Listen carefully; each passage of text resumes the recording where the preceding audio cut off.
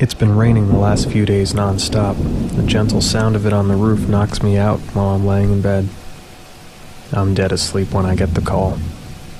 One body. My boss chuckles and tells me to bring my rain boots. God damn it. I'll be there in 20. I arrive to meet my driver for the night. It's Greg. I like Greg. He doesn't fuck around, talks very little. He's tall, fat, bald, and always angry. He's wearing rubber waders and puffing a cigarette. Greg doesn't look at me. He just exhales hard and says, "I hope you can swim, kid. Get in the van."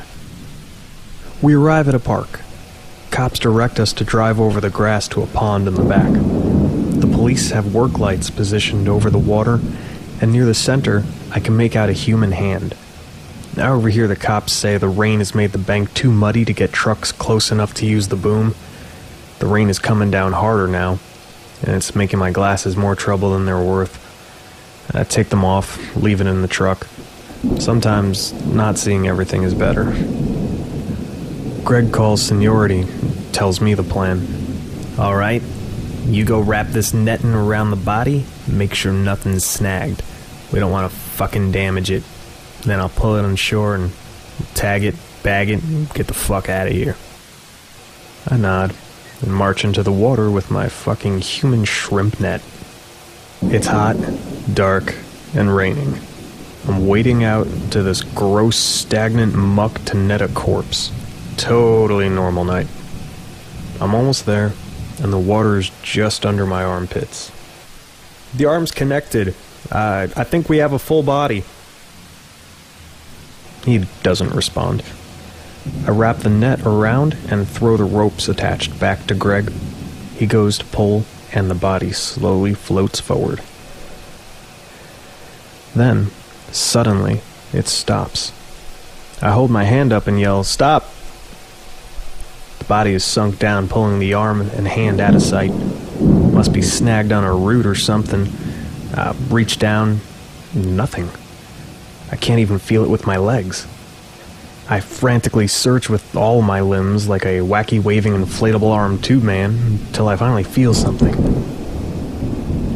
The cold grip of fingers wrapping over my wrist. I'm dragged face first into the water before I can scream. I gasp, and water surges down my throat. I open my eyes and I'm face to face with her. Cold, stark white eyes, and a wide, inhuman grin. I flail free from the grasp and surface. There are two people dragging me to shore.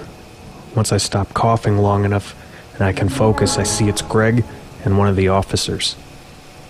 They finish the pickup without me. No one will believe me. I'll look crazy if I say anything. I must have imagined it. I light a cigarette and breathe in deep. We drive back with the radio on. Greg asks me once if I'm okay. I say I'm good, and that's it. The whole drive back, we just listen to the radio. I usually like the lack of conversation so I can think.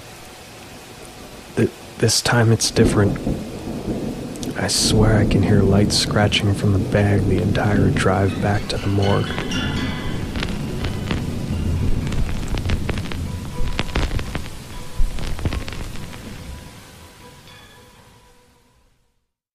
I'm sleeping and my phone goes off. Two bodies. I get to work around 11:30, and I meet my driver for the night. His name is Jim. First time I've ever worked with this guy. He doesn't care if I smoke in the van. I like Jim. I change, get my gear from the locker, and we head out to our destination. It's a bad part of town, kind of area that's got bars over the windows and barbed wire on fence tops. So when we get there, I'm kind of relieved to see the police. We walk inside. The death stench is underwhelming. Either very fresh or hopefully two small bodies. It's a tiny house, so as soon as we enter, I can see one of our pickups. And god damn, he is fat. Big Samoan-looking guy, has to be 400 pounds plus.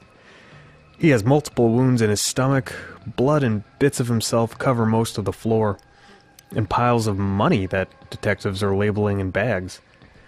Then we're pointed to the bathroom, where another big motherfucker lays on the ground. He's got a hole in the center of his head.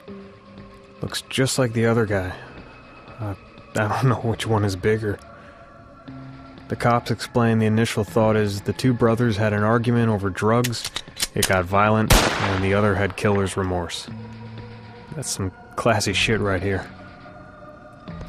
All the vital information's been gathered already, because we're told to just go ahead with our pickup. So, we'll start with the guy in the living room. Kind of ironic to be laying dead in there, I know. I lift the leg and prepare to lift my side. My 5'6", 160-pound teenage body barely raises this giant ass an inch off the ground before I lose my grip and drop him. Jim slips in blood and goes flying back against the wall. The cops have a good laugh, and then they assist us. With the officers' help, we get both big boys wrapped and tagged up, and load them into the van. At the morgue, we have additional help unloading them. It's about 3 a.m. by this time. We're heading back to the main office to change and clock out when Jim reaches into his pocket and pulls out a ring. Check it out. I snagged some shit when those assholes weren't looking. I just stare wide-eyed for a moment before croaking out. Dude, you could have been arrested. If they find out, you're fucked. Jim crinkled his mouth in an awkward grimace and stared at the road. He hissed this more than spoke it. You're not thinking of telling no one, are you? Uncomfortable is not the word for what I'm feeling. No, man. I ain't gonna say shit to no one. That's your business what you do. I light a cigarette and smoke it down in 2 puffs. I don't think this pack is gonna last me till I get home. I change and throw my stuff in the locker, trying to get out of there as fast as I can without looking like I'm running. And Jim stands in the doorway to the exit. He's at least 5 inches taller than me and has a lean, muscular frame. He holds out his hand for me to shake it. So I extend my hand and shake his and casually say, "Night, man. I'll catch you later." I can feel something in the handshake. He's palming me something. He grips my shoulder and leans in to whisper to me. I appreciate working with someone I can trust. I smile and make my way to the car. I look in my hand. Money. He palmed me some blood-stained bills. Holy fuck! There's like $600 here! How much did this guy steal? Several days later, I'm still feeling really off about that money. This asshole's gonna get caught, I just know it. And then I'm gonna get shit for it. This money directly ties me to him stealing. Now they're gonna think I did it. During that day, I drive back to the house to put the money under the door or something. I didn't have an exact plan. Except, when I get there, people have placed flowers, candles, memorial pictures. I freeze in place when I see there's a picture of the 2 brothers with their arms around each other and Jim. It hits me. If anything is ever traced back to anyone, it's gonna go to him. I don't know what involvement he had with these guys, but he has a direct tie to them. So what am I gonna do with this $600?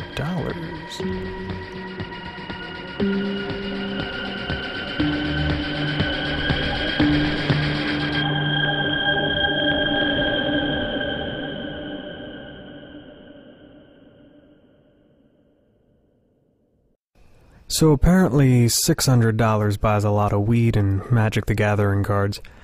I still have about 200 left over I'm hanging on to for food and random flights of fancy. It's been a week since the unpleasantness with Jim, and we have had 2 pickups together since then. A murder where a young teenager was stabbed multiple times in an alley, and an elderly woman who died peacefully in her sleep at home. Jim acquired $20 from the kid and some jewelry from the lady's house. I didn't see it happen, he just shows me these things in the van. I'm not sure why he keeps showing me. Is it to brag or something, or to keep me involved so I can't later claim I didn't know? I'm not surprised anymore when I see the tainted goods. I've even started to congratulate him, and now and then he'll break me off a little something for my quote-unquote loyalty. Doing pickups for the ME is a part-time job. It only pays per pickup since I'm an intern, so for full-time I work at the funeral home 35 hours a week during the summer. No, I'm not some sick fuck or anything. It runs on my mother's side of the family to be a mortician. She's got cousins that do it, and they're loaded. I seem to have the stomach for it, and right now my undiagnosed mental illness shields me from the things that most people couldn't handle. Like the majority of what I see around me, I'm dead inside. I'm in the lunchroom with my coworker Bill. Bill's a young man, 30s, partially balding, a little chubby, but he's always smiling. Hey, Mikey, you heard about this shit yet? He points to a newspaper headline. Have the dead risen? No. What do they mean? Is that the city morgue on the cover? Yeah, bodies are going missing. Apparently some sick fuck is taking bodies. In fact, one was that old lady you picked up a few days ago. Some fucking weirdo's probably elbow deep in that bitch by now. Bill bends over and mimics thrusting his hand up to the forearm into his ass while making a squishing sound with his mouth. You got that image, Mikey? Elbow deep, my friend, like a goddamn cadaver puppet. I laugh hard. Sometimes this place is great. It's almost the end of my shift.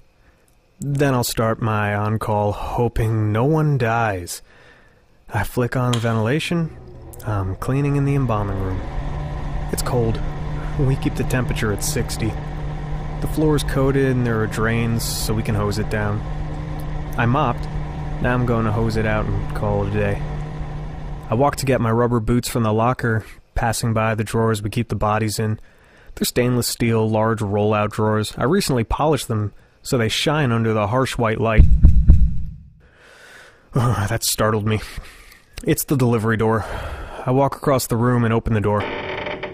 It's a medical delivery van. No one told me to expect anything. I check the paperwork. Yeah, that is for us. Maybe I don't recognize the woman's name. Maybe it's for a funeral and they shipped something here, I don't know. That would make sense. I'll sign for it. Then the driver gets a dolly and wheels in a large wooden box. It looks like something a velociraptor would come in. I go to the garage and get a crowbar. I pop open the top and it's a tiny woman. She's about 4 foot something and withered. She looks to be of Asian descent. I'll go in the main building and ask Bill. I walk all over and I can't find him. I see his car, so maybe I missed him? I'll go check the embalming room again. The place is split into 3 buildings, so it's possible to have just not crossed paths wandering around. I get there, the embalming room is dark. I didn't turn the light off. I flick the switch, nothing. Good. That means Bill's probably here and he's just fucking with me. With no windows, it's pitch black. I use my old Nokia flip phone for a little bit of light. I walk to the counter and get a flashlight out of the drawer. I point all over the room. No sign of Bill. But wait, the large wooden crate. It's empty. The headline, "Have the Dead Risen?"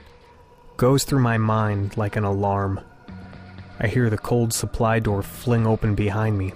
I turn around and shine my light in time to see the little Asian woman come flying at me. I flash back to the pond pickup, to those white eyes and that grin.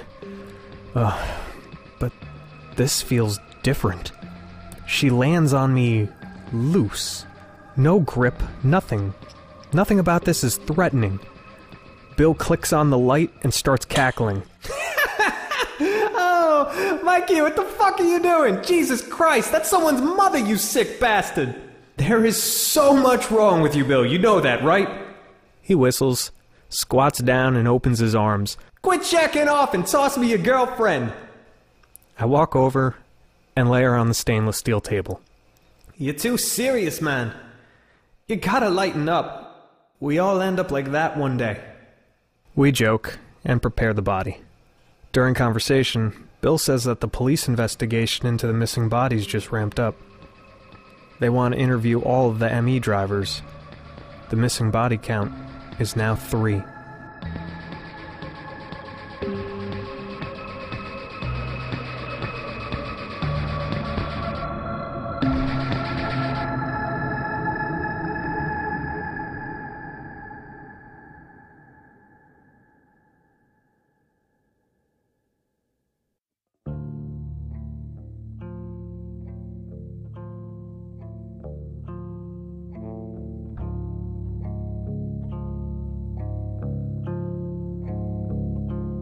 The police have already met with the morgue employees where the 3 bodies have disappeared from. Now, they're at my funeral home. Inside, talking to drivers that we have one-on-one in our break room.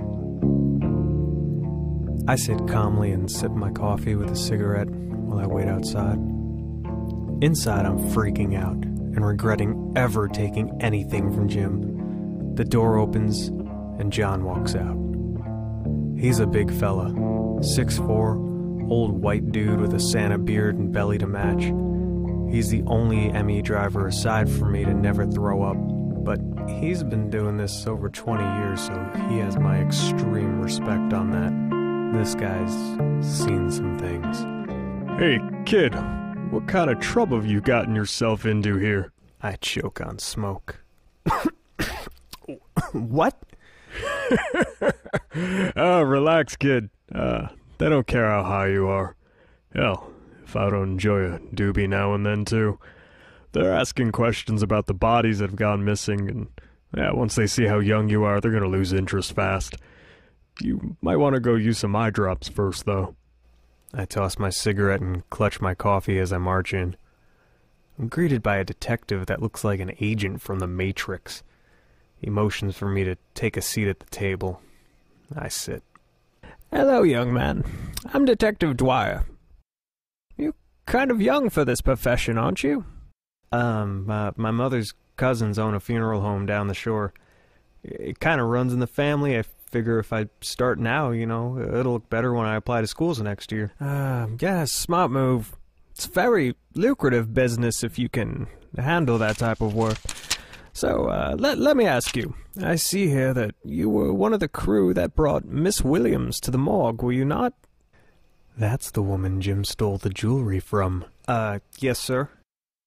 Did you happen to notice anything unusual at the morgue that day? Perhaps a door was propped open that usually isn't, or the staff. Anyone acting funny? Anything out of the norm? This is all very vague. He's got nothing. Huh. No, sir. Nothing out of the ordinary. It's a very basic pick up and drop off.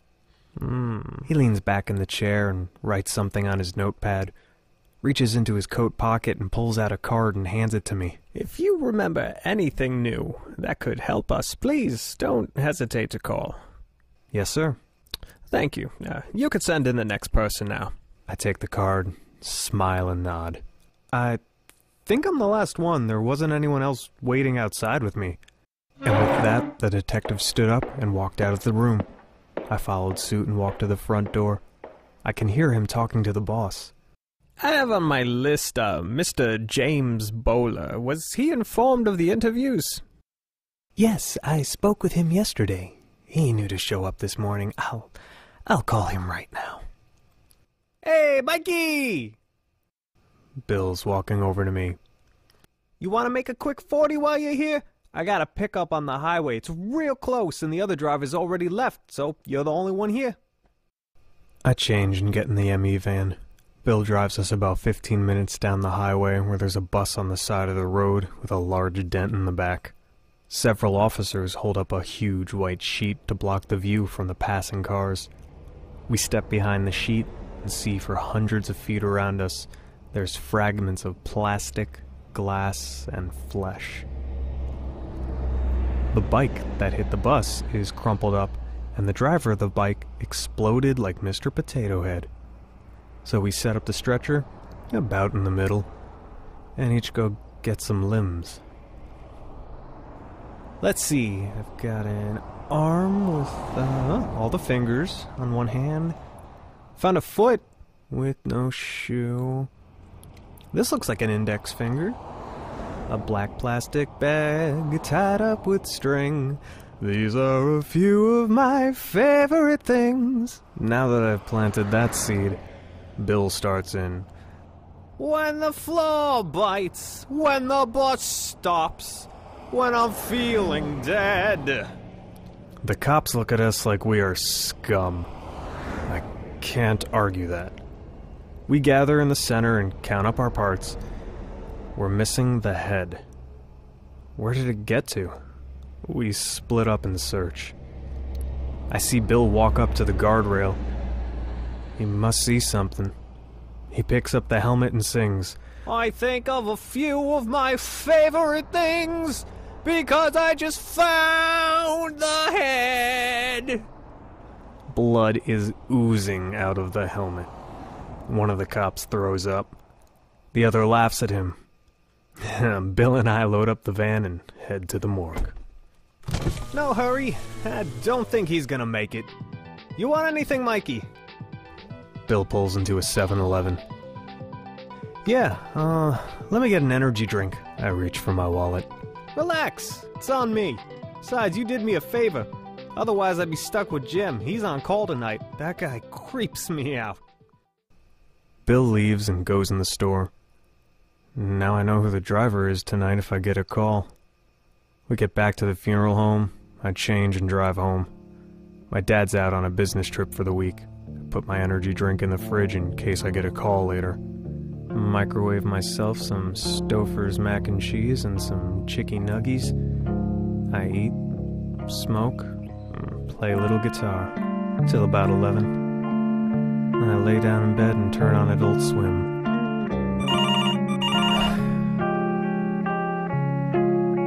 Looks like I'll be seeing Jim tonight after all.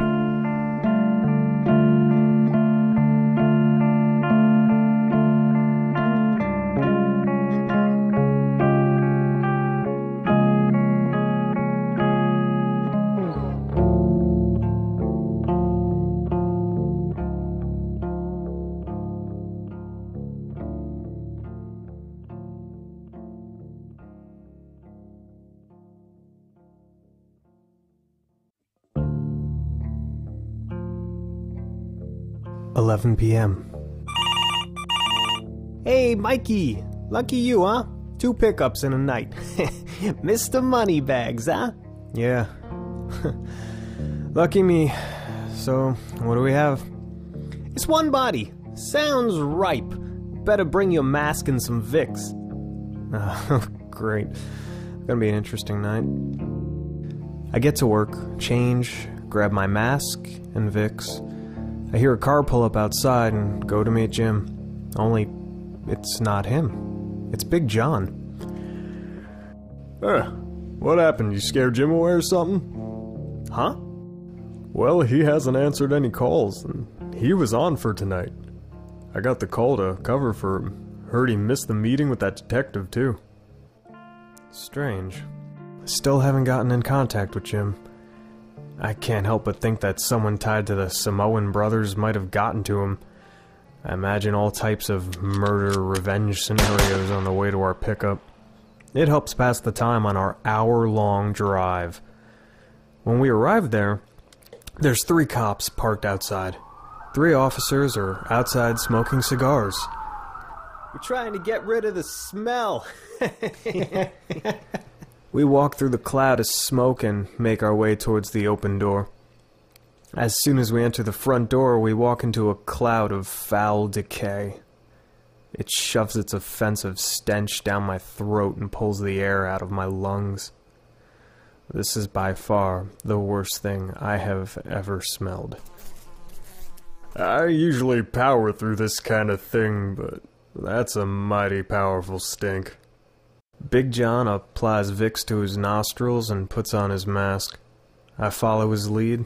Now, both of us, in matching jumpsuits, gloves, and masks, march up the stairs. I giggle inside, thinking we look like two Slipknot rejects. We get to the door. John looks in, then turns off the light and steps out. What are you doing? He turns to me. I want you to walk in. Give it a few seconds. Get an idea of the room, then turn on the light. I'm not in any danger.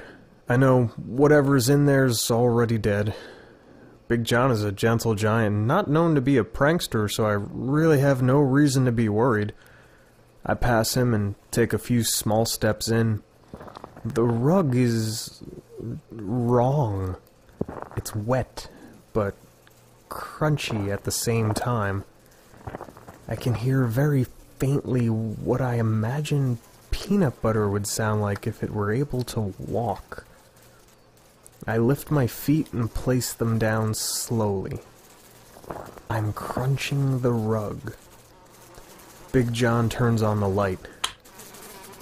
Maggots.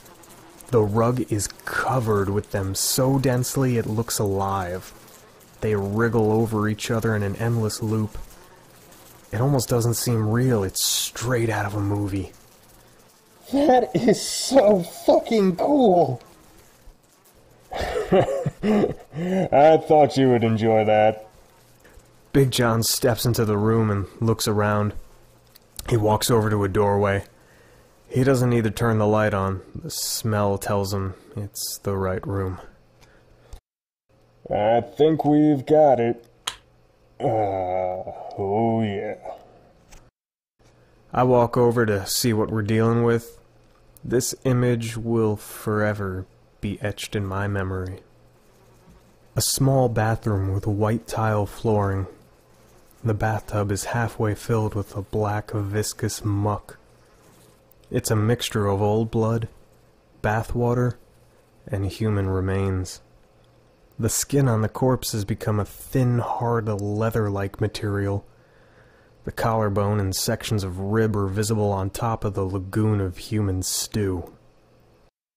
Well, no sense in standing around. Let's bring in the bag. We'll just carry it out. We retrieve the bag and leave the stretcher outside. We crunch our way back into the bathroom and lay open the body bag. All right then. Here, grab a towel. I'll get under the knee. You get under the armpit. On 3, we'll lift and place in the bag. 1, 2, 3! No sooner had the body lifted from the tub than the kneecaps separated. Big John's side splashed down into the tub and pulled my side down with it. The arms slid out of the sockets and the torso slunk under the putrid pudding. God damn it! We're both covered in the foulest stuff imaginable. It's all over our clothes, our masks, our boots, and in my long hair. What the fucking fuck? God damn it! Oh, I can feel the shit in my hair, dude! Let's scoop the rest out and get cleaned up. Come on, hurry up! We jam our gloved mitts into the tub and pull out the body. The lower jaw comes off in the hand and I toss it in the bag. This macabre game of bobbing for body parts goes on for about a minute. We shuffle out with our grim collection, down the stairs and load it in the van. As I open my passenger side door, a terrible feeling draws my attention to the rooftop. I shake my head and blink furiously. What did I just see? Come on, let's go! I need a fucking shower. My stare is broken. It's gone. I get into the van and stare straight ahead, trying to understand what I just saw. Among the rooftops, hunched down by a chimney, was something resembling a human. Shrouded in darkness, with piercing red eyes. It was staring at me.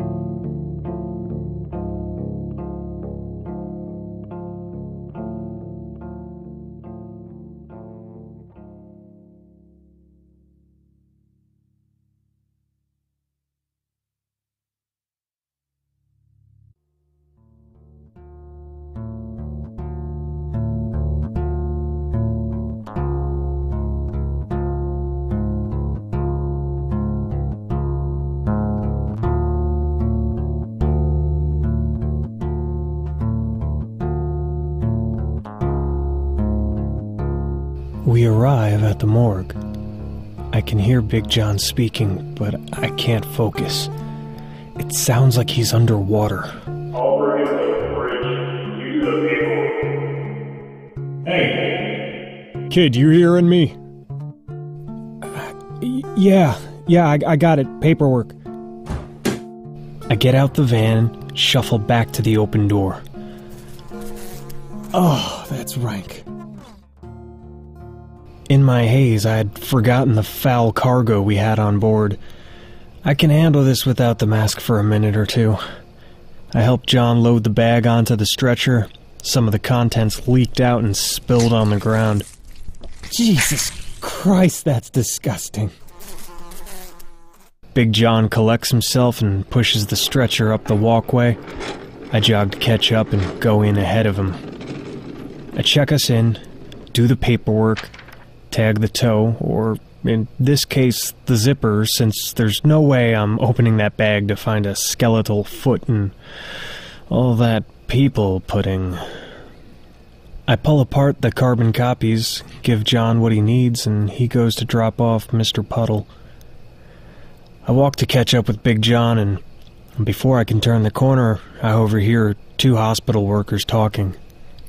Kathy, please, calm down. Stop crying. I just don't know what I'm gonna do if I lose this job. You're smart. You'll find something else. I don't know how to do anything else. I'm too old to start something new now. What am I supposed to do? Go back to fucking school? For what? You're getting ahead of yourself. You don't know for sure if they're going to fire you. I'm sure if you calmly talk to Olivia... I already fucking told her that I put him in the drawer and then took the paperwork upstairs. When I came back down, the drawer was open and he was gone. Mike! Big John is waving me over to him. I gotta drain the lizard. Here, wait with the body. One of those girls should be back soon.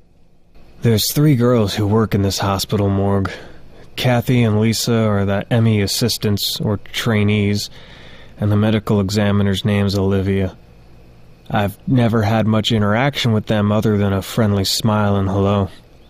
All 3 of them are pretty attractive. I've got way too much in my mind right now to pay attention to that, though. Hey, sorry, it's been a hectic day. Paperwork? I nod my head and weakly smile while I hand the paperwork to Kathy. She's my height, about 5'6", with long, curly red hair. Thin body with a large chest that, any other day would distract the hell out of me. Oh, right. Well, I'll take this from here. Thank you. Thanks. I turn and head to the exit. I meet Big John on the way out and we get in the van and drive back to our funeral home. I shower, wash my hair, wash it again, then change and drive home, still feeling dirty. It's 6 a.m. when I get home. I zombie my way into the bathroom to shower and decide on how I can feel clean again.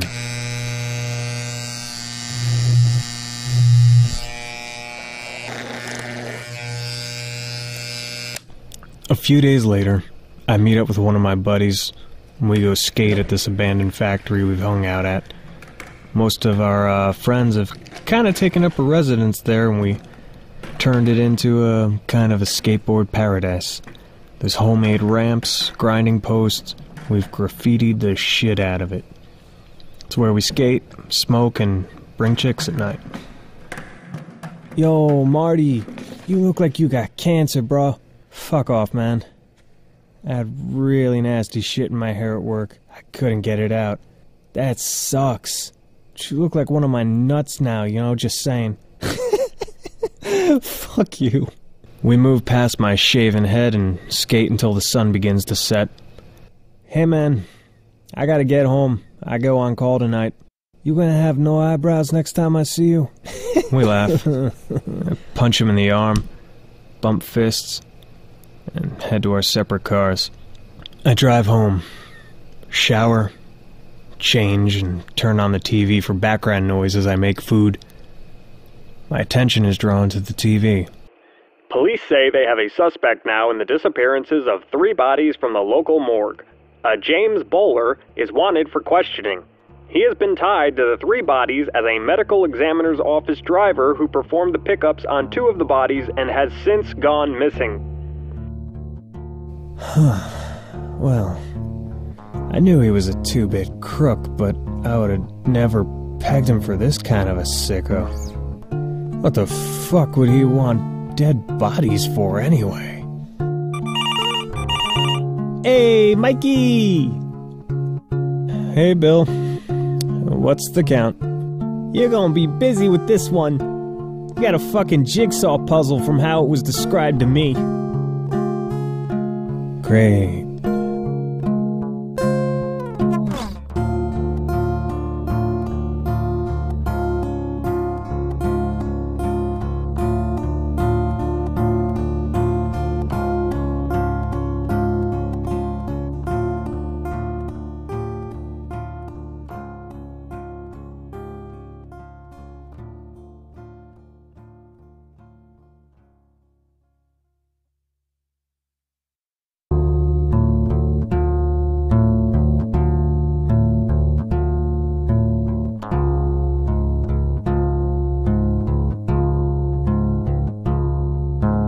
Arrive at work, still chewing my last bite of my peanut butter and jelly sandwich I ate on the drive over. I see an old beat-up truck in the parking lot. Greg is my driver for the night. He's sitting in the ME van smoking a cigarette. Hurry up. I want to get home before midnight. Be right there. I'll be fast.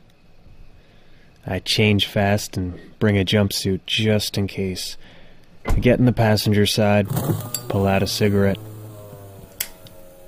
You finally cut that hippie hair, huh? Yeah, man. I kinda had no choice. Now if you just take out those earrings, you might look like a man one day. I laugh. He smirks and reaches for the radio.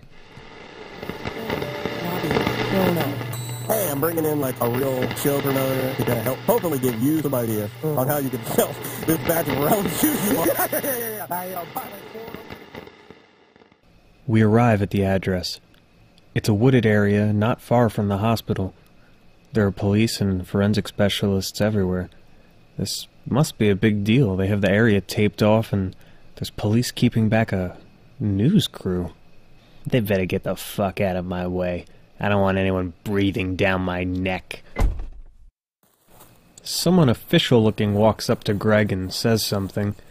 Then Greg looks at me and with 2 fingers motions for me to follow them. We walk a few hundred feet into the woods, and I see our pickup. I guess Jigsaw Puzzle describes it well if you blew one up.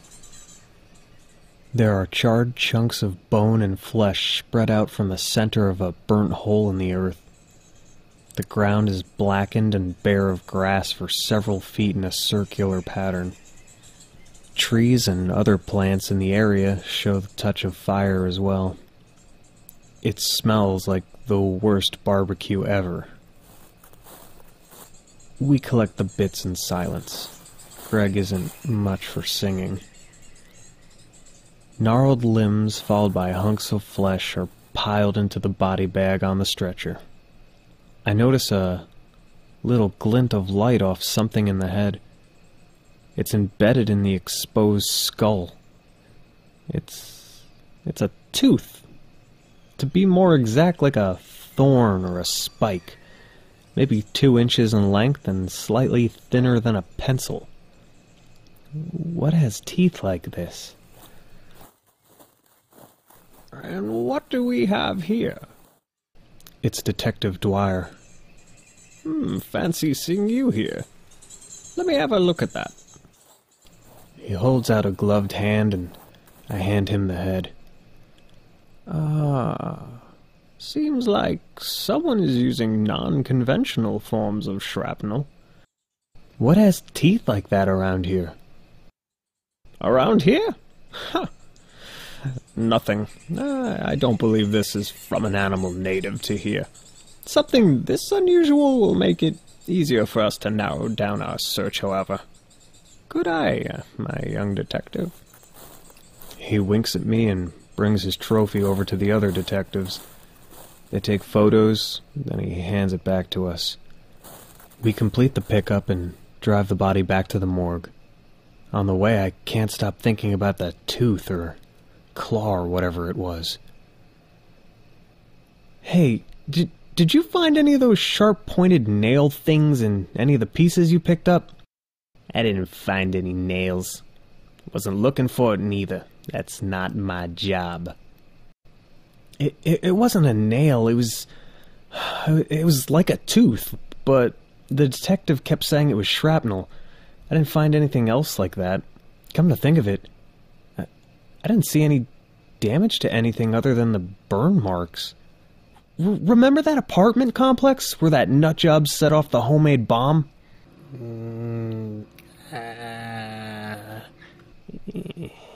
Yeah, the pressure cooker thing, right? Yeah, there were nails and glass and random metal shit all over the place, stuck in the ceiling and walls. I didn't see anything like that. But that body looked like a bomb exploded. But there was no, blast damage. Only fire. Maybe it's I've seen on TV where people, what do you call it, spontaneous, human combustion? Yeah, that spontaneous human combustion. They just, whoosh, go up in flames. This is the most Greg and I have ever talked. Up until this point, I had no idea he was an idiot. We get to the morgue. We do the paperwork and drop off. Then it's shower, change, and go home. I make it home by 11. Make myself a PB&J, 6 chocolate chip cookies, and a sensible Diet Coke. I'm off for the next 3 days, so I fade to sleep without a care in the world. Couple days later, I'm putting on my shoes to go skate on my last day off. Oh, what the fuck? It's Bill. I'm not covering for someone. I'm just gonna tell him I'm out of town with family. Hey, Bill. What's up, man? You miss me or something?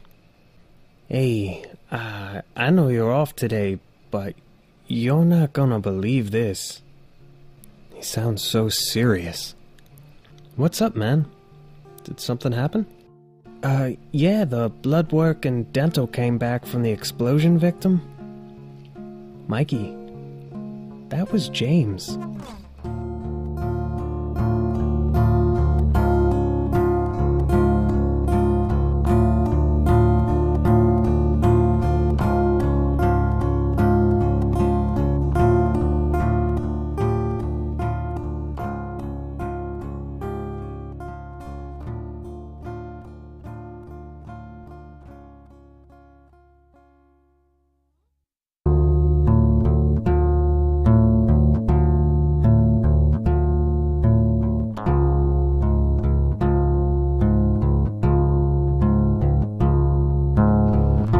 I'm laying in bed. Tomorrow, I go back to the funeral home. All I can think about is that a few days ago, I was picking up chunks of Jim and putting them into a bag, not knowing it was him. Did that mean friends of the Samoan brothers finally got him? I wonder if they had him for a while, held prisoner or something. My dreams will be consumed by this thought. It is a long night. The next day, I get to work early. Everyone's truck is there, along with a police car. Bill is walking to my car. I get out to meet him. I knew you were coming in for your shift today, so I didn't bother calling. Jesus Christ, Mikey. What'd you do to your head? You have a full frog freakout? I got body goo in my hair. A lot of it. I showered 3 times and it still didn't feel clean. This worked, though. Well, you still have more hair than me. Hey, that detective guy is back. He's asking more shit about James. Are you good to talk to him? Yeah, I'm fine. Yeah, you know me. No emotion. I meant, are you, flying high? I know you've just had a long 3-day break. I was worried you might be wearing one shoe, crying into the other, We laugh, then walk to the main building. Greg flies past me and out the door without so much as a nod. Big Jim walks over and puts a hand on my shoulder. Looks like you're, taking this pretty hard there. He roughly pats my shaved head and chuckles. Oh yeah, I'm all broken up about it. Jim was a co-worker, but he was universally disliked. Hard to find a nice thing to say about him, so we don't. We stick to joking around to fill the awkward space. So did, you hear the details yet? No, I haven't told him yet. Well, as soon as they got a positive ID, they phoned me. Since, James had no next of kin, I went right to the morgue. We rarely find out what happened to any of the bodies, unless it's, obvious on pickup. We just gather them. Figuring out why they aren't moving is for, higher-paid lab geeks. So Olivia explained the reason there wasn't a lot of blood at the scene was because the heat was so intense it vaporized a lot of it. I'm not kidding when I say parts of the skeleton was singed on the end, man. Like fucking ashes, brother. It's impressive you guys found as much as you did. He looked like a fucking well-done filet mignon. Asshole or not, no one deserved that. I wouldn't wish that on my worst enemy. Yeah, well, that Dwyer guy seemed to think someone had it in for James. He told me that the witness who called it in saw a bright flash of light, but didn't hear a bomb go off. If you're close enough to see the light, you can hear that shit, right? I say something's not right with that. You got Bill? Okay. How many? Intact or 52 pickup? All right. We'll be there soon. Hey, John. Let Mikey talk to the detective. Come help me with this pickup. We got a couple of dead bikers on the highway. A couple? Racing?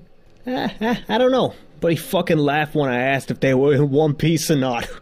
Oh, we could be a while, Mikey. Hold down the fort while I'm gone, eh? Alright, I'll see y'all when you get back. Michael, please, come in. I walk into the lunchroom, shake the detective's hand, and we sit. I'm very sorry for the loss of your partner. I know you worked closely with James. Thank you.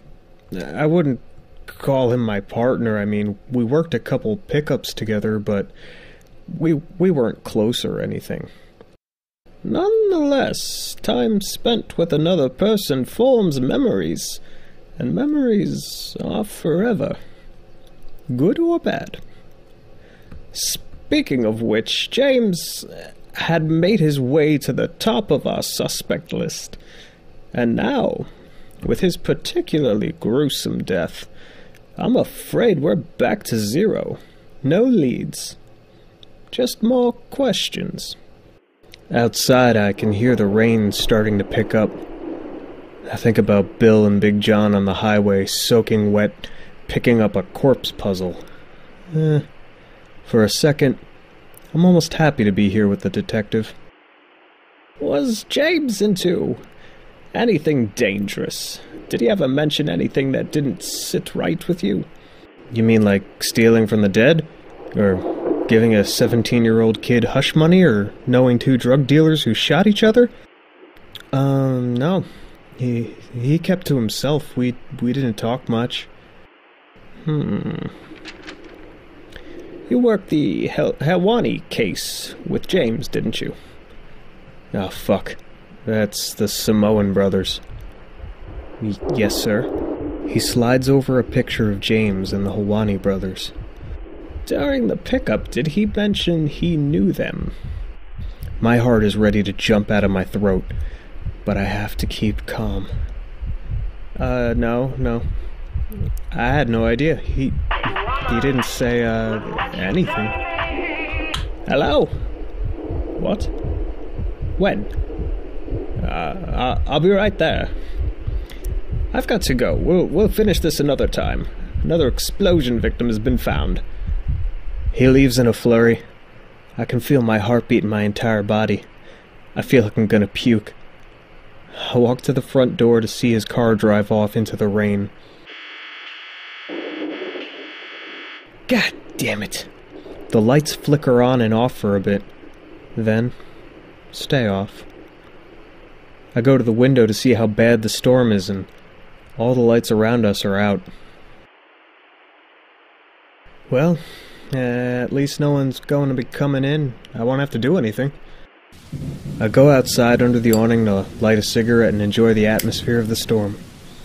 It's a long awning that goes out over the front step and all the way down. It's nice and dry under here. A few minutes pass, and I see the lights coming on up the street. Then the building next to us. But nothing in our buildings. I go into the main office and check the calendar. We have viewings the next 3 days. Fuck. So we definitely have bodies in our fridge. I'm gonna have to go outside and reset the breakers, make sure those fridges come on. I put on a trench coat and head out into the storm. The breakers are right behind the building and the embalming room. I pass the main building and the storage area. I get to the breaker box and I reset it. I see lights come on in the main building. As I turn the corner, I see lights on the other side.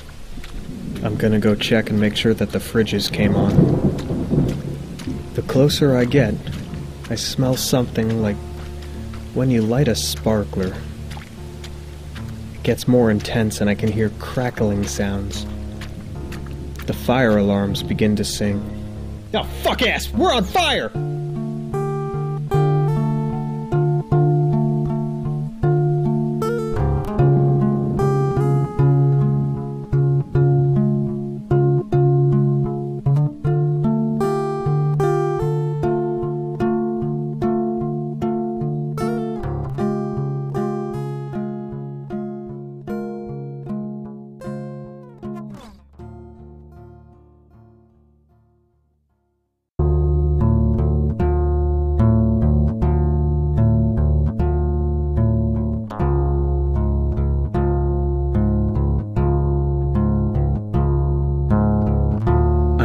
Through the rain to get to the back entrance and grab a fire extinguisher. As I get closer, the smoke is thick, and the smell of burning bodies wafts through the air.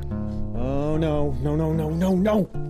The thought of someone's loved ones burning up in a fire before they can bury them is bad enough. Not to mention, I'm worried about getting fired.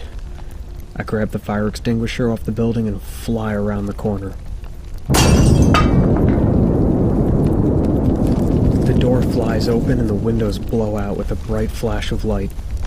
I'm knocked on my ass and I drop the extinguisher. Smoke is bellowing out of the building. The air is knocked out of me and I'm frozen in terror. It's hunched over in the doorway. A dark black body that blends in with the smoke. I can't make out a lot of physical features aside from the long white teeth and the deep red eyes locked on me. I can't move. I can't scream. I'm helpless.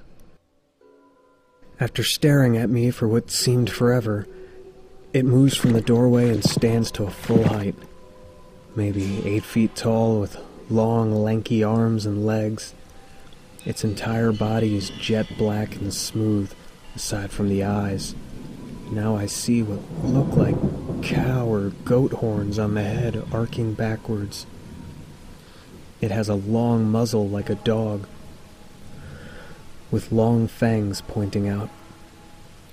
It makes a clicking sound and then goes into a full sprint on all fours up towards the woods. And just like that, it's gone. I'm alone, lying in the rain. What the fuck? What the fuck was that? I regain control of my body. I go to stand up, and as I put my hand down, I feel my wrist is broken. Fuck. I must have been in such shock that I couldn't feel it until now. I'm also pretty sure I pissed myself. It's like I lost all control of my body when it was staring at me. I honestly forgot my wrist pain, and I just don't feel safe out here again.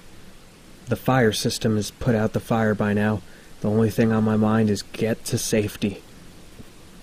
I don't care about the job or the bodies. I just need to get out of here. I get inside the main building and call 911. Then I go to the main office and lock myself in. Fuck being brave. I'm going under the desk, and I don't want to ever leave. I live here now. I can hear the fire engine arrive. They go into the embalming room first and find only burnt remains. As they sweep through the building, they get to the locked office door. They yell something, "Get away from the door!" then force their way inside. They find me hiding under the desk and try to talk me out. I'm motionless, staring into oblivion. They pick me up and bring me outside to the grass on the opposite side of the parking lot. The ambulance arrives and medical begins to examine me.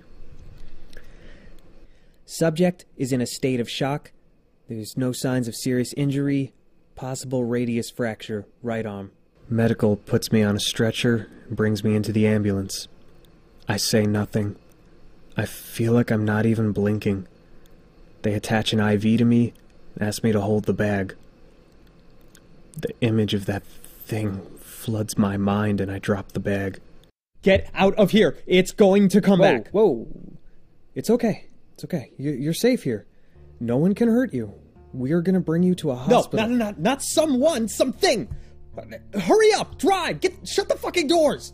I'm staring into the woods while I scream this. I see a rustling of plants, and I'm sure it's that thing. One medic tries to talk to me while the other starts to secure my hand to the stretcher. I reach up and with my broken wrist hand, hit him in the face. The pain is excruciating. I call out and they put something in my IV. My vision blurs and my body feels heavy. I try to scream, but nothing comes out. I go into the dark. The world around me fades.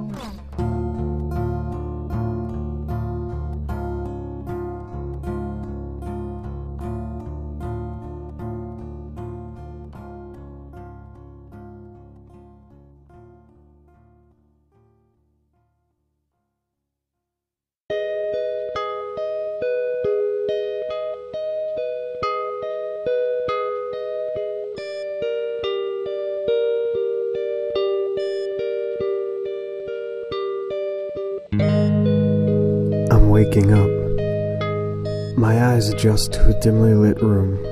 It's a hospital. I'm in a bed with an IV and a monitor clipped to my finger. To my left is the bathroom and the door to the hallway. To my right is an empty bed. I try to sit up. I'm fastened to the bed by my waist, and my left arm is wrapped to the railing by some kind of fabric. My right arm is shaved and marked with an X. It still hurts. It's puffy and red. I wish someone would have left the light on. This dark is making me uncomfortable. Outside the room, I can hear the hustle and bustle of a hospital, and that kind of puts me at ease a little. At least no one out there is panicking.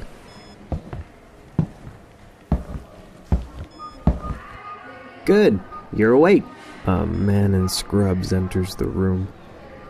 Hey, so you might have noticed that your arm is marked. So, what's happening is you've broken your radial bone.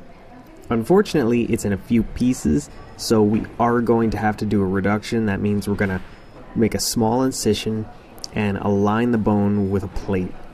Do you have any questions? I don't have money for this. Dude, you're still under your father's insurance. Speaking of which, the number listed for him, we called and no answer. We left 2 messages so far. That's the house number. He's away. He travels. Well, you're a minor. We need to get in contact with a legal guardian. Can I have my phone? I'll try to get a hold of my parents. I can't undo the restraints, but if you know the number, I'll call for you. I don't know it by heart. I don't really call my dad. The phone's more of a tracking device for them to call me. He cracks a smile. He puts the phone in my left hand and I flip it up. I dial my contact for Dad's cell. He holds the phone up to my ear. My father answers, and he doesn't sound happy. Hey, Dad, I broke my wrist. What do you mean you broke your wrist? You fucking around? No, I wasn't. It was a work-related incident. Yeah, quit fucking around, kid. No, I wasn't fucking around. Damn it. I just need you to give them permission and stuff, okay? Put him on the phone. Here. He talks to my father and writes some things down. Then he puts the phone on the table next to me and says I'll be taken to get the procedure soon. Wait. Why am I tied down? They said you assaulted medical personnel. Don't you remember? I remember being really scared and trying to get up out of the stretcher. That's all. I lie. You've been cooperative this whole time. Look, I'll undo your good hands so you can use your phone, but don't make me regret this, okay? I smile and nod. He undoes my wrist restraint and I think to myself, how funny it would be if I just slapped the shit out of him right now. I don't. He leaves the room and I pick up my phone and call Bill. It rings a few times then stops. I can hear Bill coming up the hallway. Mikey! About time you fucking wake up.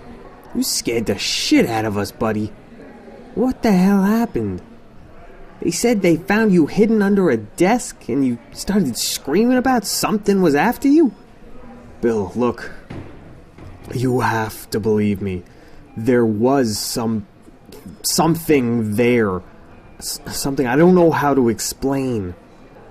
You're gonna have to do a damn good job. Mikey, you were the only one there. This doesn't look good. They're talking about your mental health.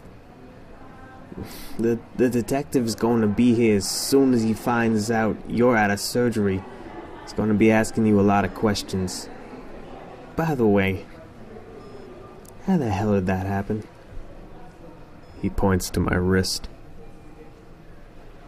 I was running to the back of the building with an extinguisher and the door flew open and that thing came out. You might want to start getting your story together without mentioning things and creatures. They'll say the stress of the job's gotten to you. I'm not lying. You believe me, don't you, Bill? Mikey, it's not me you have to worry about. Holy shit, please tell me I'm not crazy. This job isn't for everyone. To be honest, I'm surprised every day that someone your age can approach it with the composure you do. Maybe it's affecting you more than you know. A nurse comes in and tells Bill they're taking me to surgery now. They engage my bed wheels and start to push me out the door. I turn to Bill and force a weak smile. They wheel me down the hallway. Maybe I am losing it. What if I imagine the whole thing? They put more monitors on me and give me a mask. Now count backwards from 10. 10. 9.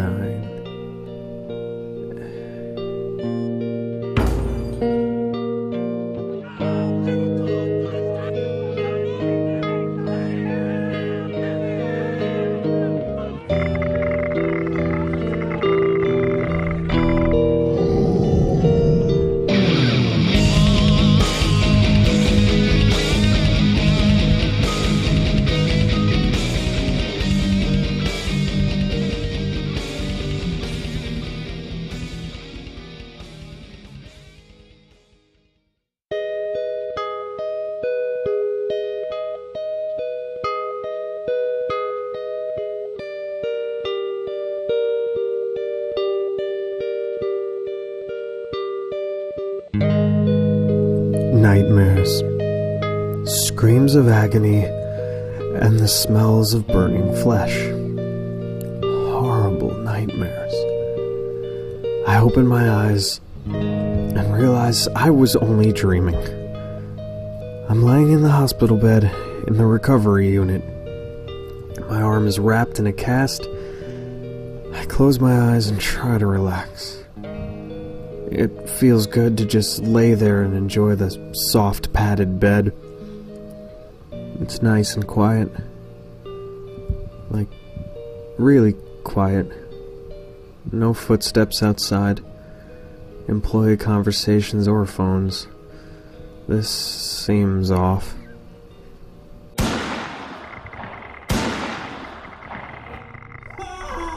Shots ring out on the floor below. I sit up fast. I know that sound. I have to get out of here. I'm an easy target like this. I get the monitor unclipped from my fingertip and pull the IV out of my arm.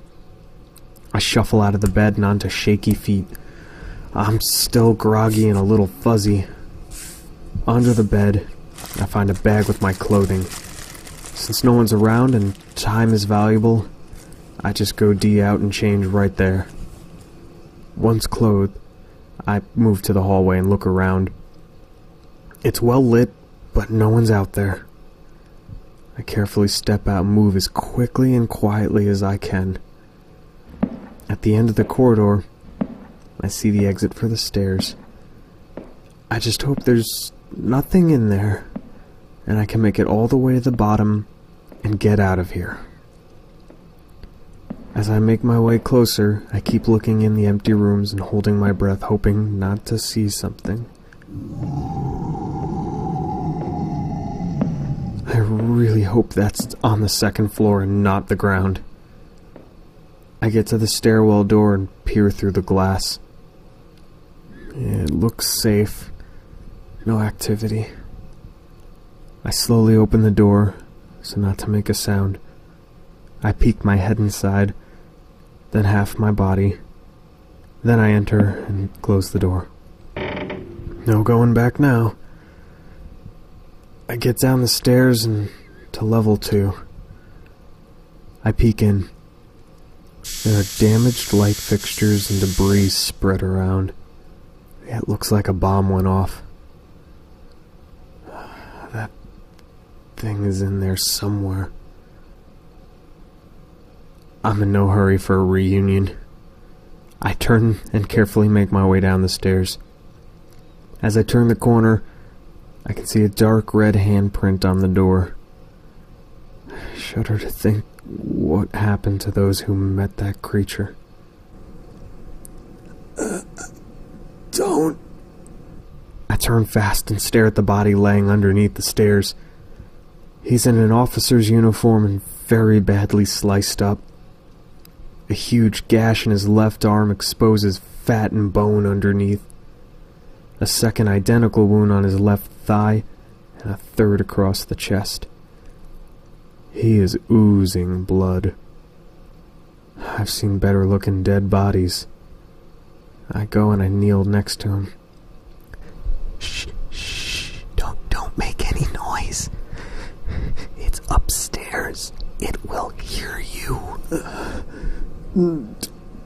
Don't.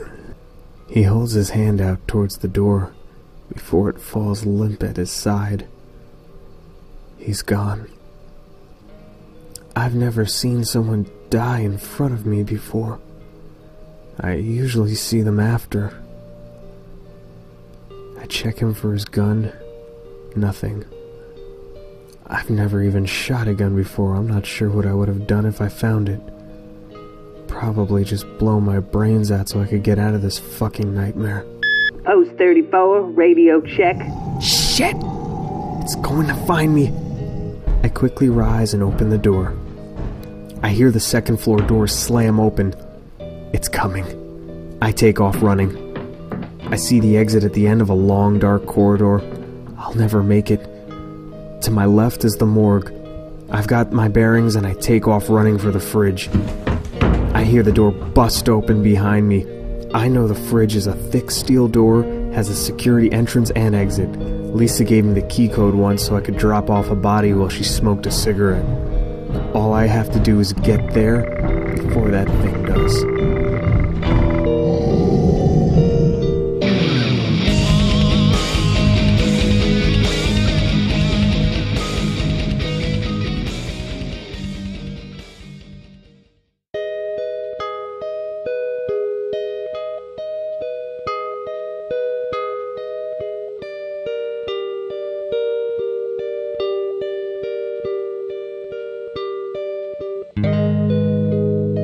I've never run so hard in my life. My belly jiggles and my lungs are sore. There are so many lights broken on the way. Stretchers, bedpans, and all types of shit are in my way. I might as well be running hurdles. I'm pretty sure I've hopped on and over a few dead bodies by this point. It's like a morbid Mario game. The next turn is the back security entrance to the morgue.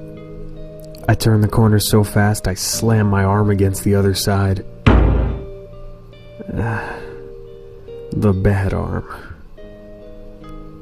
I'm seeing stars, but I have to hold it together. 69, 69. I fling the door open and slam it behind me. I'm safe behind thick bulletproof glass and the brick wall.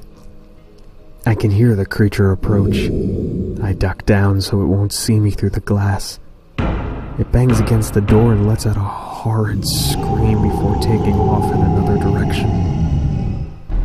I lean my shoulder and head against the door and gasp for air.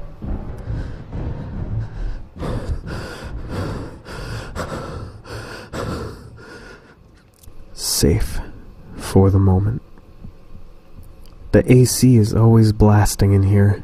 It's very cold, and usually has a chemical odor to it, but today it smells like fire. I lean my back against the door and survey the room. Stainless steel tables, usually set up in rows, are all over the place. Surgical tools lay haphazardly on the floor, and in the center of the room is Olivia. Well, what used to be Olivia. Her face is still recognizable, but from the shoulders down, she is a burnt husk. If it got in here before, it knows how to get in here now. It must have used the front entrance. I don't think it knows how to operate a service elevator. Fuck. It's at the front entrance. That was too fast. How did it get there so quickly? The morgue is broken down into two main areas. The top half has a security entrance, then computers and paperwork. It's separated from the downstairs by 3 little steps and a ramp. Downstairs is an elevator entrance, the security entrance I just came in from, and the body storage fridge. And now Olivia's burnt up body and myself. I stare up at the front entrance and hold my breath as it comes into view. Almost as if it knew where I would be standing, it enters facing my exact direction. Those red eyes lock on mine, and I stiffen up. I'm frozen in place. I can't move. It descends the stairs in one large step. It's injured. A dark red blood is trickling out of its mouth, and there's holes in its torso. It pauses and slumps over to one side. It must be badly hurt. I can feel my body come back to me, and I take off running to the elevator. I frantically pound the buttons, but nothing's happening. Come on, what the fuck? 17-year-old me doesn't know that the fire alarm disables the elevator. I don't want to turn. I know looking at it will mean my death. I shake and pound my hand against the buttons. I don't want to die like this. I spin around to see a police officer being held up in the air by one of the creature's long arms. She must have heard me and snuck up on it. She obviously got a few shots off because blood is now pouring out of the head and neck of the beast. It lowers its arm from her, and she remains in the air as if held by invisible string. Dark red thread-like strands begin to extend outward from its fingertips.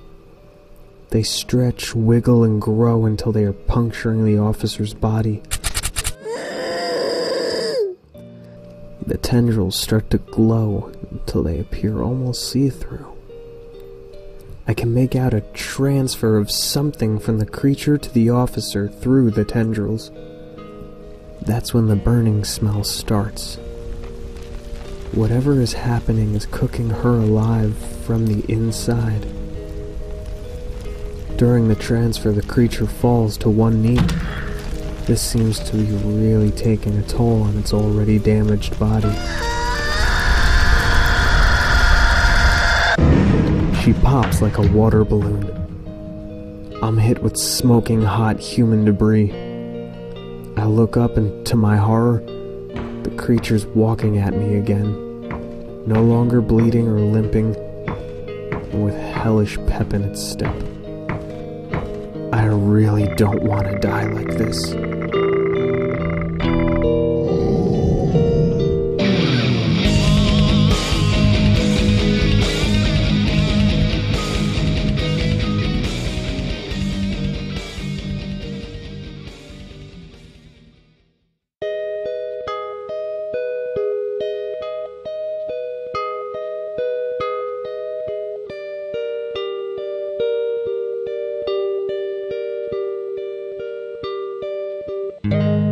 The newly regenerated beast stands over me, chattering those wicked teeth, and making me a captive audience with its horrid stare.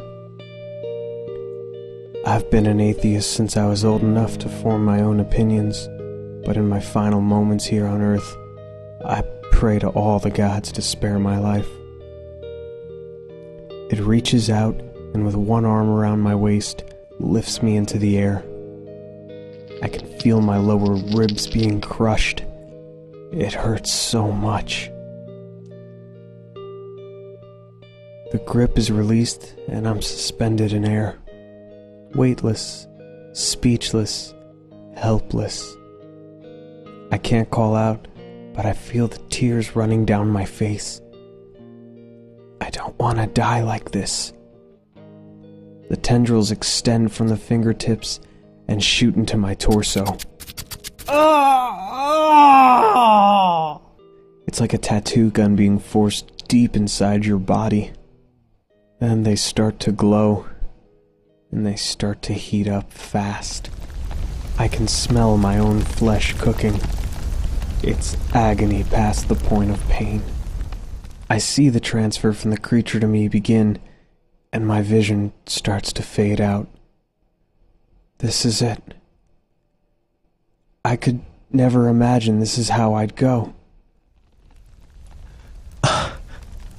I'm 17 years old, and I'm never gonna see my family again. My friends. I'll never pet my dog. I'm gonna die here. I'll never have my first beer at a bar or go on tour with a band.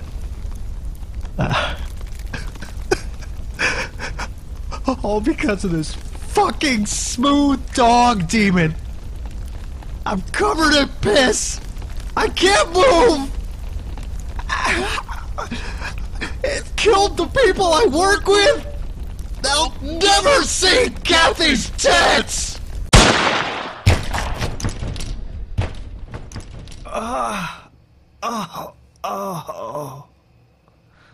I hit the ground hard. I hear walkie-talkies and lots of movement. Captain, we've got one of them. Yeah, we got it! Regenerate that motherfucker! It's fuzzy, but I can see 3 cops in heavy armor and shields. SWAT. They go to sit me up against the wall. Ah! This kid's on fire, man! How the hell is he alive? We need medical here fast. Kid, can you hear me?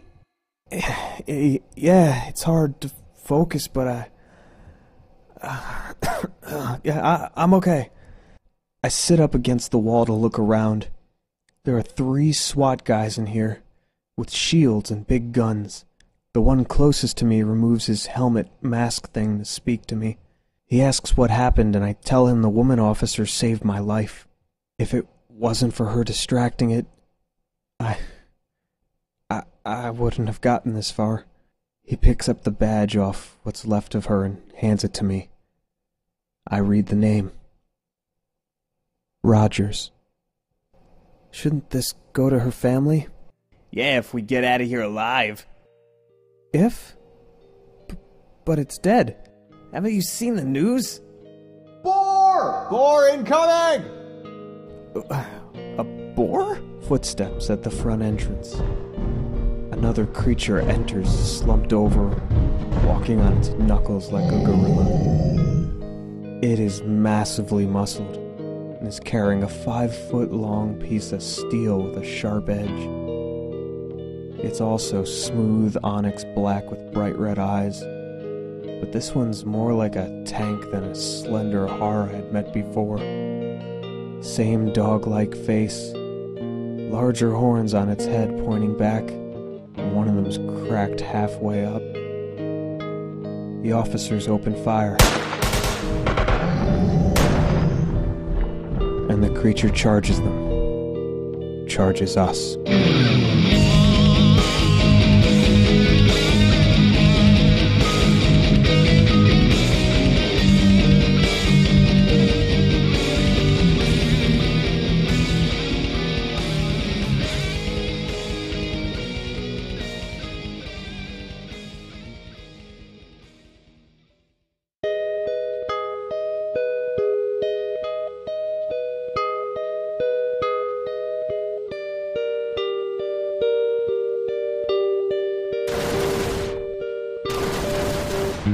The bullets barely make the creature flinch. Some don't even seem to penetrate its thick skin. It raises its weapon and crashes through the stainless steel table like a hot knife through butter. Then it kicks the table at an officer, knocking him back and onto the ground.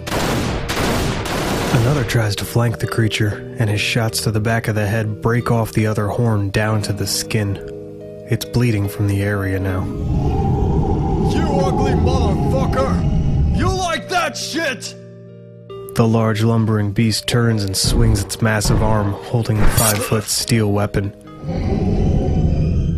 The man is cut completely in half at the waist. He drops his gun and crumples, releasing his intestines on the floor. Travis! An officer is running over to him, but is swatted away by the creature's backhand like a fly. He is flung several feet into the air until crashing down and sliding a few more feet on the ground.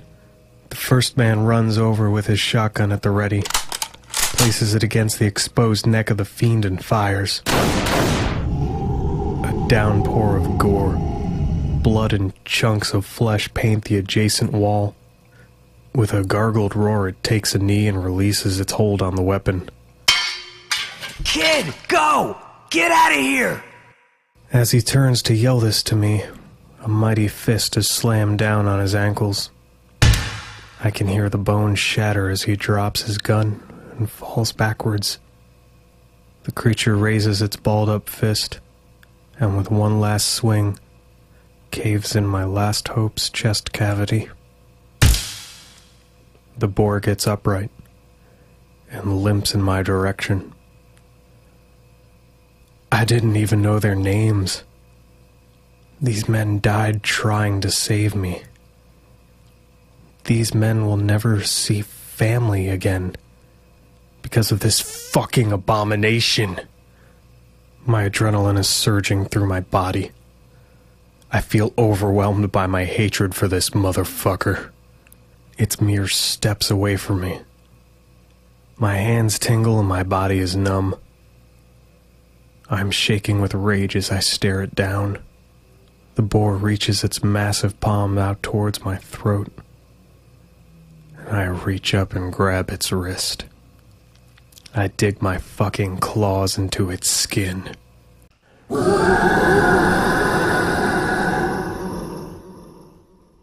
I can feel its flesh begin to heat in my hand. I dig in my grip so deep the tips of my fingers disappear into its thick hide. Its pain is beautiful to behold. I am in awe of its agony. The skin begins to blister and smoke. Just then I feel something entering my body through my hand. This is familiar. It's comforting. It's amazing.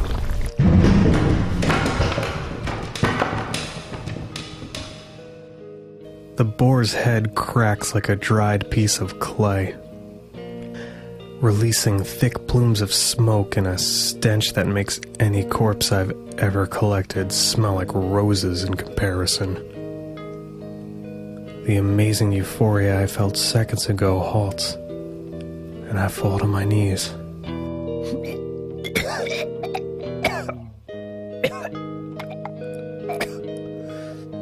I vomit and back up away from the smoldering corpse of the dead boar.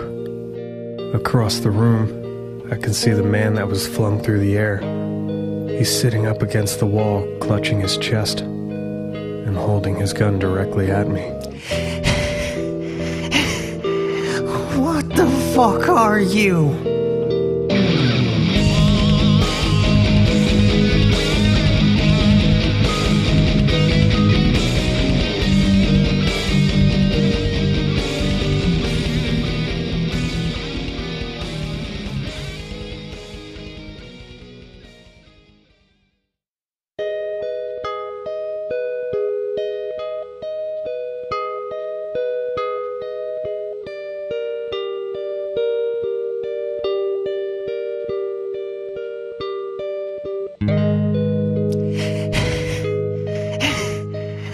What the fuck are you?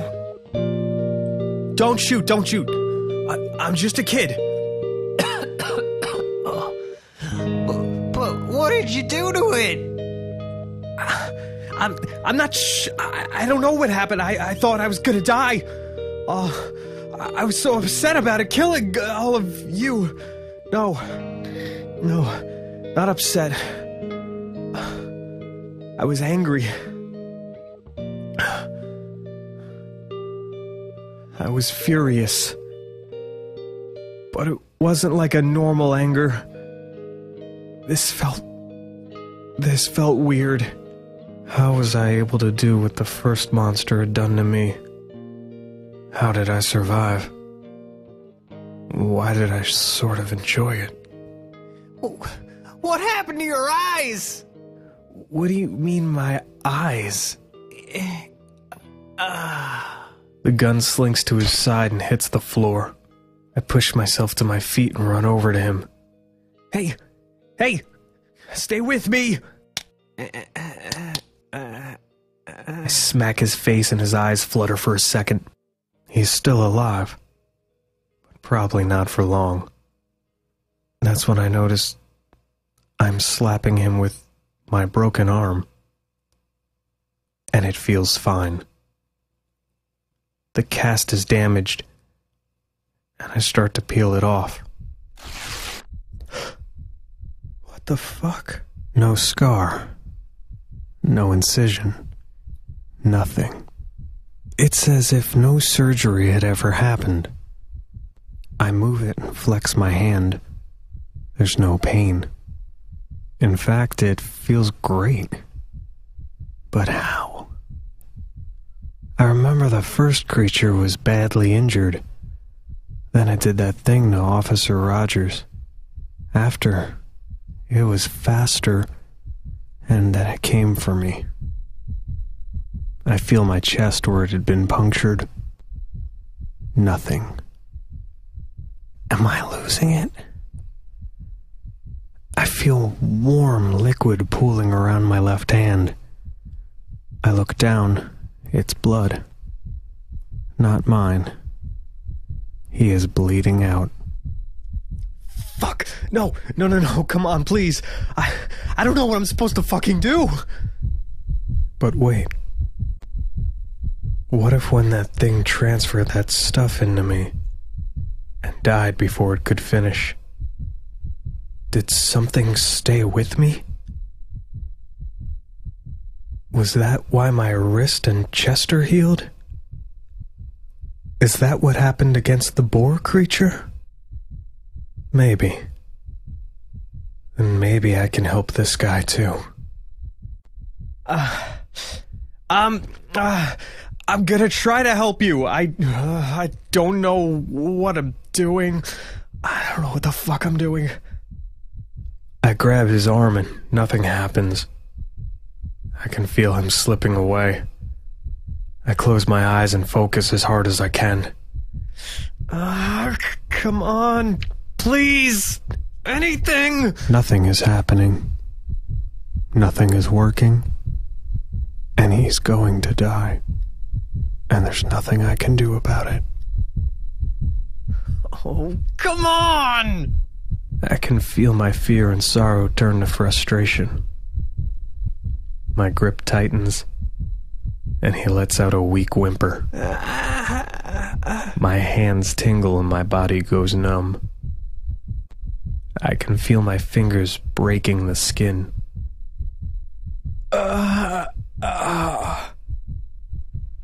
The transfer begins. I'm watching his face for signs of improvement. His eyes are moving erratically behind closed lids. I continue. He begins to breathe deeper. It's working. He's going to live. He tries to talk, but it's mumbled nonsense.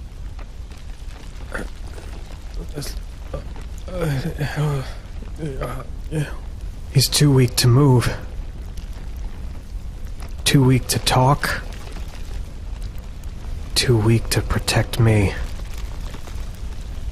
Too weak and pathetic to protect himself. A useless fucking sack of nourishment. I tighten my grasp and remove him from this plane of existence.